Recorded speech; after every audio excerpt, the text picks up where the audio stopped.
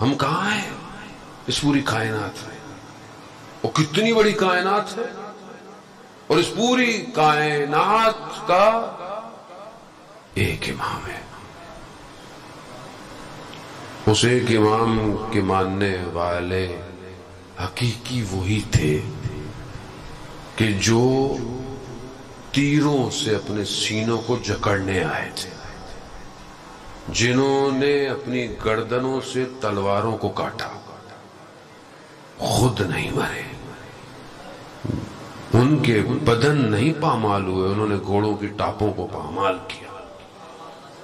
وہ تھے امام کے ساتھ ایسے، تبھی تو کتنے 100 سال گزرنے کے باوجود بھی کربلا ویسی ہی ہے، کوئی نہیں مٹا پاتا ایسے، کیونکہ وہ امام کو پہچان گئے۔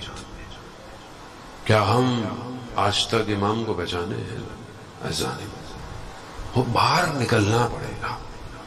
یہ جو ایک دائرہ زندگی کا بنا ہوا ہے نا، پڑھائی کرو، کیوں کرو؟ اچھے نمبر آئے۔ اچھے نمبر کیوں آئے؟ اچھی یونیورسٹی ملے۔ اچھی یونیورسٹی کیوں ملے؟ اچھی نوکری ملے۔ اچھی نوکری کیوں ملے؟ اچھا گھر ملے، گاڑی ملے۔ پھر کیا ہوگا؟ پھر یہ ہوگا، یہ ہوگا، ختم، بس۔ تو ایسی اگر زندگی ہے تو یہ تو غلاموں کی زندگی ہے۔ اب آپ یہ نہیں کل سے پڑھنا چھوڑ دیجئے گا، مولانا نے مانا نا، ہر چیز نیت پہ ڈیپینڈ کرتی ہے۔ ویژن کیا ہے ہمارا؟ آج اگر ہم تعلیم حاصل کر رہے ہیں، ہمارا مقصد کیا ہے؟ آج ہمارا ویژن کیا ہے؟ کیا ہم اس امام کا انتظار کر رہے ہیں کہ جس نے پوری دنیا میں حکومت کرنی؟ کیا ہمارے ذہن کے کسی سلاٹ میں ایس ایس ڈی چپ آ گئی تو چھوٹی چھوٹی سی آ گئی، 1 ٹیرا بائٹ 2 ٹیرا بائٹ، اب تو چھوٹے سے کارڈ میں اتنا ڈیٹا آ جاتا ہے، اتنا ڈیٹا آ جاتا ہے کہ آدمی زندگی میں دوبارہ دیکھ نہیں پاتا۔ پھر بھی ہوس اتنا ہوتا ہے کہ 512 والا موبائل لینا ہے، ڈیٹا زیادہ ہو۔ لیکن اپنے ذہن کے اندر جو اللہ نے اتنی طاقت دی ہے، جو تاریخ سے اول سے لے کر قیامت تک کو دیکھ سکتا ہے، دیکھ سکتا ہے۔ آیت اللہ خوئی رضوان اللہ تعالی علیہ، آیت اللہ قاضی طباطبائی رضوان اللہ تعالی علیہ کی خدمت میں آئے اور ایک وظیفہ لیا۔ انہوں نے انہیں وظیفہ دیا مولا کائنات کے حرم میں، انہوں نے اس کو انجام دیا۔ جب انجام دیا اس کے بعد انہوں نے عالم شہود میں دیکھا، کیا دیکھا؟ کہ آہستہ آہستہ ان کا نام بڑھ رہا ہے۔ دیکھا ان کے درس میں لوگ زیادہ آ رہے ہیں، شرکت کر رہے ہیں، آہستہ آہستہ آیت اللہ خوئی مراجع بزرگ بن گئے، مراجع پوری جہان کے مراجع یہ سب دیکھ رہے ہیں۔ وہ دیکھتے دیکھتے دیکھتے اچانک سے انہوں نے دیکھا کہ آواز آئی، خوئی کا انتقال ہو گیا ہے۔ یہ جیسے ہی سنا گھبرا گئے، کھل اٹھ گئے اور آقا قاضی کی خدمت میں آئے۔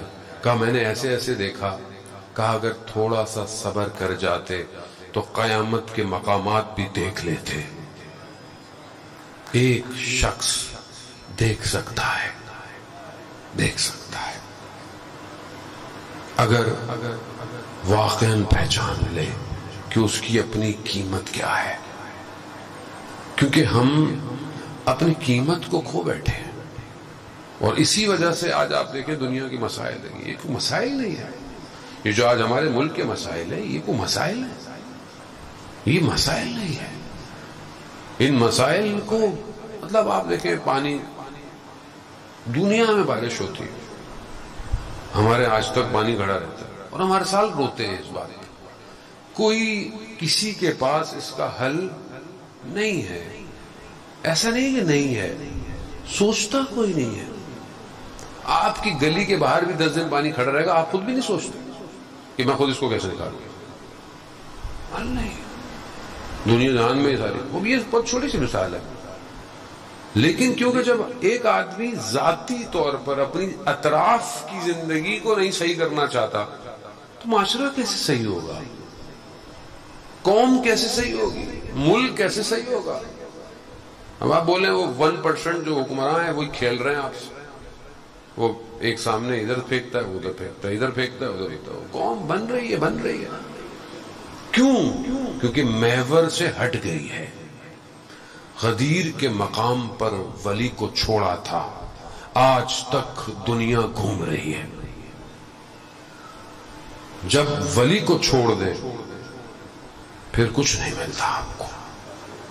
ازانے موت، ہم جس دور میں ہمارا امام غیبت کے پردے پر ہے، اگر آج ہم اپنے امام سے متصل ہو جائیں ہم آزاد ہو سکتے ہیں، سب سے آزاد. کسی کے پاس حل نہیں ہے، دنیا کے کسی نظام کے پاس بشریت کی بقا نہیں ہے سوائے خدا کے، اور وہ جو نظام اس نے بھیجا ہے. لیکن اس تک جانے کے لیے تیاری چاہیے، تیار ہونا چاہیے. ہم کیسے پہنچے اس تک ان حالات میں؟ بہرحال ایک جوان بھی صحیح کہتا ہے کہ مولانا صاحب ان حالات میں کیا انسان کریٹیوٹی سوچے. آدمی گھر ہی مشکل سے پہنچتا ہے تو بجلی نہیں ہے، گیس نہیں ہے، خوب یہاں ذہن کریٹیو نہیں ہو سکتا، کیسے سوچے گا؟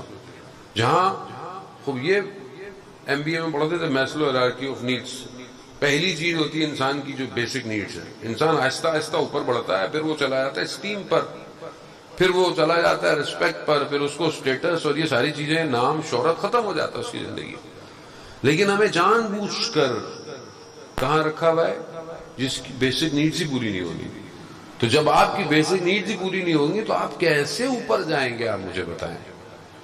دوسری قومیں اس چکر میں کہ مارچ میں ہم چلے جائیں، ہم یہاں سے گرو اندر نہیں جا پا رہے، مارچ میں کیسے جائیں گے؟ آپ مجھے بتائیں. ہم تو یہیں پھنس جاتے ہیں، ایئرپورٹ نہیں جا پاتا آدمی حالات میں. اس میں قصور کس کا ہے؟ قوم کے اوپر حاکم قوم کی حالت کو دیکھ کر آتا ہے.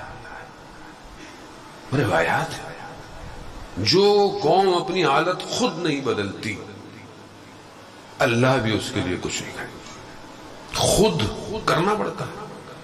اور وہ اب آپ بولیں گے ہم کیا کر سکتے ہیں؟ ہم لوگ بہت سارے تھوڑی ہیں، ہم تو تھوڑے سے ہیں. ہم سے مراد کیا ہے؟ ایک تو ہم کہہ کے ہم ویسی فرقوں میں بٹے ہوئے، فرقوں میں، مسلکوں میں، لسانیت میں. پھر مومنین کے اندر تو ماشاءاللہ اتنی ساری جماعتیں ہیں. ایسے اس لیے امام حسین کربلا آئے تھے کہ محرم آئے اور آپس میں اختلاف شروع ہو جائے. جتنے اختلافات پورے سال جمع کیے تھے محرم میں نکال دیا. فلانا مولانا یہ، فلانا مرثیہ خواں، فلانا شاعر، فلانا نو خواں، فلانا ذاکر، فلانی تنظیم، فلانا آتا. اور محرم ختم ہو جائے گا. محرم کے آخر میں اصلی وارث پھر بھی تنہا ہے، وہ تنہا رہے گا کیونکہ قوم کو پتہ ہی نہیں ہے کہ کرنا کیا ہے. تو اذان محترم یہ چند دن کوشش کریں کہ ہم اپنے ذات سے، اپنے وجود سے باہر آئیں، باہر توسل کریں کہ وہ خدا وہ رزق عطا کرے اس محرم میں جو وہ اپنے اولیاء کو دیتا ہے. اور حقیقی معنوں میں جانے وقت تھوڑا رہ گیا ہے، کسی کو نہیں پتا کہ ظہور کب ہوگا، لیکن جو حالات ہیں وہ یہی بتا رہے ہیں کہ بہت تیزی سے معاملہ سمیٹا جا رہا ہے. اور آخر الزمان کی نشانیاں آپ جو کتابیں پڑھتے رہتے وہ سب پوری ہو چکی ہیں. جو بھی حالات ہیں اخلاقی، اقتصادی، معاشرتی، یہ ساری نشانیاں پوری ہو چکی ہیں. آپ برائی کو برائی نہیں کہہ سکتے آج، آپ برے کو برا نہیں کہہ سکتے. آپ چور، جھوٹا، علل اعلان جھوٹا شخص ہے لیکن وہ دھڑلے سے حکمرانی کر رہا ہے، آپ کچھ نہیں کہہ سکتے. برائی ہو رہی ہے، بے حجابی ہو رہی ہے، محرم نامحرم، آپ کسی پہ اعتراض نہیں کر سکتے. معاشرہ آپ کے سامنے ایسا ہو. گناہ آسان ہو گیا ہے، گناہ نہیں رہا، فیشن ہو گیا ہے. اور یہ خاص طور پہ سوشل میڈیا جتنا عام ہو گیا ہے، جتنا سستا ہو گیا ہے اور سب کے ہاتھوں میں ہے، اتنا گناہ آسان ہو گیا. کیونکہ دیوار نہیں، باؤنڈری نہیں ہے، رکاوٹ نہیں ہے، کوئی دیکھنے والا نہیں ہے. آن لائن پڑھائی کے چکر میں سب نے موبائل لے لیا، مجبوری ہو گئی. اب ایک صاحب کو کہنے لگے مجھے کہ گھر میں بچوں کو موبائل دے دے سکون ہو جاتا ہے، مگر یہ نہیں پتا کہ وہ نسل برباد ہو رہی ہے آپ کی.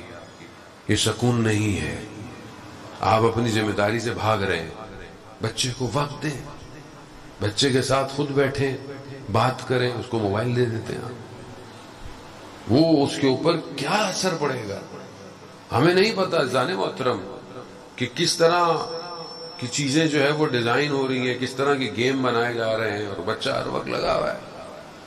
یہ خطرناک اور مہلک ترین دشمن ہے آپ کے پاس۔ اچھی چیزیں بھی ہیں، آپ مجلس لائیو جا رہی ہے، اچھی چیز ہے، مجلس سن رہے ہیں لوگ دور دراز دنیا میں، لیکن جو خطرہ ہے وہ کہیں بڑا ہے۔ تو کون روکے گا اس کو؟ احساس، خدا کے وجود کا احساس گناہ سے روک سکتا ہے، کوئی گناہ سے نہیں روک سکتا۔